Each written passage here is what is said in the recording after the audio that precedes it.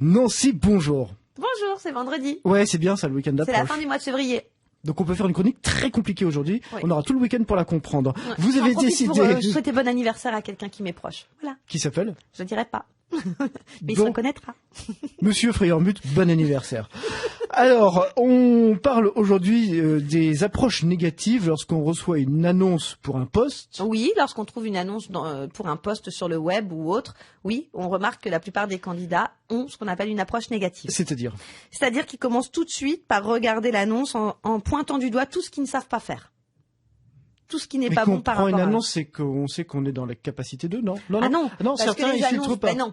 On voit que ça fait longtemps que vous avez cherché du travail. Jean-Christophe, tant mieux pour vous. Oui. Mais les annonces, maintenant, elles sont tellement fournies qu'on exige tant d'années d'expérience, on D'accord. exige tel diplôme, Ah oui, d'accord. on exige tel TOEIC en langues étrangères, enfin en anglais, on exige telle connaissance informatique, et les gens, en fait, font une approche négative. C'est-à-dire qu'ils Dès le prennent commencement. l'annonce et ils commencent par se mettre dans des conditions du genre, ah ouais, mais ça va pas marcher parce que je sais pas faire. Ça, je sais pas faire. Ça, j'ai pas, etc. Donc, de ce cas, dans ce cas précis, à votre avis, est-ce que c'est facile de candidater? Bah non, parce que d'emblée, on n'aura pas les bons arguments pour se vendre, je pense. Et puis d'emblée, on va se mettre des freins, puis il va se dire, bon, pourquoi pas, why not? On va peut-être essayer avec le recruteur de voir, mais de toute façon, ça ne le fera pas. Oui, mais c'est surtout que le recruteur, on va peut-être jamais le rencontrer. Il faut commencer par écrire, Ah oui. que ça soit un mail ou une lettre. Et donc, c'est ce qu'on appelle un frein à l'audace. C'est-à-dire que d'entrée de jeu, ça va être beaucoup plus difficile de se lancer, d'oser, de contourner ces problématiques, parce qu'on a commencé déjà l'approche en se disant mais ça je sais pas faire, ça je sais pas faire, ça je sais pas faire. Donc c'est vraiment pas la bonne attitude à avoir. Et en tout cas, si on aborde chaque annonce comme ça, bah faut le dire. Dans ces cas, faut même pas répondre, parce que ça va se ressentir dans le texte. La personne va aller faire une lettre un petit peu à l'arrache, voire prendre un copier-coller d'une autre lettre, etc. Mais il y aura pas l'enthousiasme, il y aura pas ce qu'il faut dans le corps du texte.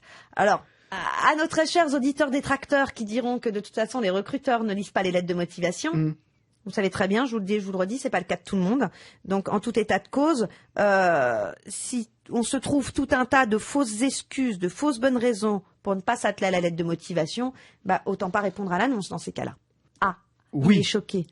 Non, il se réveille.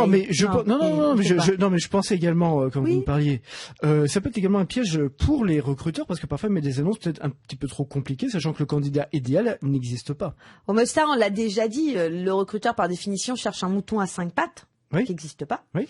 Mais c'est pas forcément lui faut bien distinguer le recruteur et le client final. C'est parfois l'entreprise qui charge aussi le cahier des charges de l'annonce, parce qu'ils se projettent parfois dans une évolution de l'entreprise qui fait que demain, un jour peut-être, on aura besoin que le candidat sache parler chinois, mais au jour d'aujourd'hui, non.